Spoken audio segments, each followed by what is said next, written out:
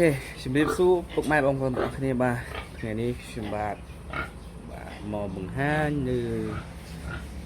ការចិញ្ចឹមសត្វជ្រូកតាក់ទងទៅនឹង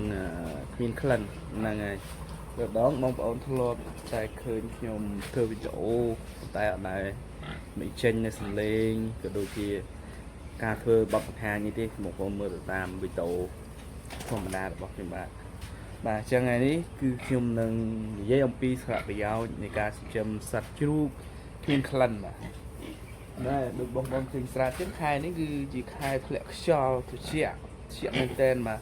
អញ្ចឹងបើសម្រាប់បងប្អូនកសិករដែលគាត់ចិញ្ចឹមសត្វណាពិសេសគឺសត្វជ្រូកតែម្ដង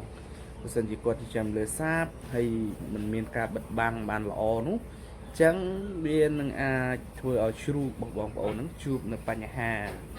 ដូចជាគ្រុនក្តៅល្ងាចរហូតដល់ធ្វើឲ្យជ្រូកនឹងឈឺងាប់បាត់ទៀតហ្នឹង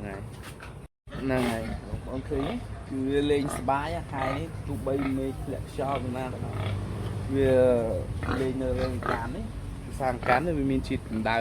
តិចហ្នឹងហើយអញ្ចឹងវាធ្វើឲ្យសុខភាពរបស់ជ្រូកហ្នឹងគឺវាល្អ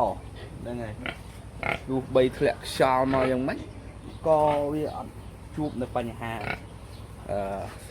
ងាយដែរពេលបូកផ្សំជាមួយនឹងយើងមានការបិទបាំងត្រឹមត្រូវទៅកន្លែងចាំជ្រូករបស់ខ្ញុំគឺអត់ធំទេតែ3ត្រង់ទេការសាកល្បងរបស់ខ្ញុំត្រង់2នេះខ្ញុំសាកល្បងបាន2វគ្គហើយហ្នឹងហើយ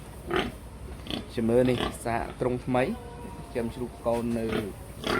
លើតាមម្ដងហ្នឹងហើយបងប្អូនដឹងហើយឃើញវាលេងបលែងនេះសបាយហ្នឹងទៅបាទចាំទោះបី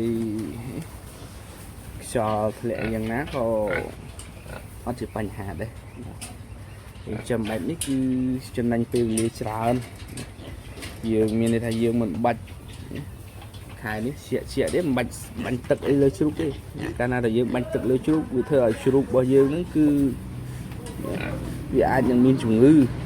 ធម្មតាមេឃពណ៌ត្រជាក់សម្រាប់មើលយើងក៏ខ្ជិលងូតទឹកហើយសម្រាប់ជ្រូក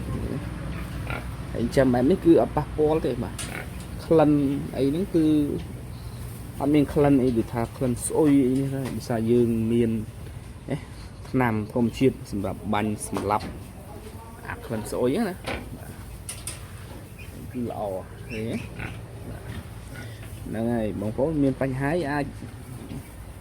ខមមិននៅក្រោម YouTube នេះបាននេះជាចម្ងល់អីខ្ញុំនឹងធ្វើការអធិប្បាយបន្ថែមទៀតបាទអរគុណច្រើន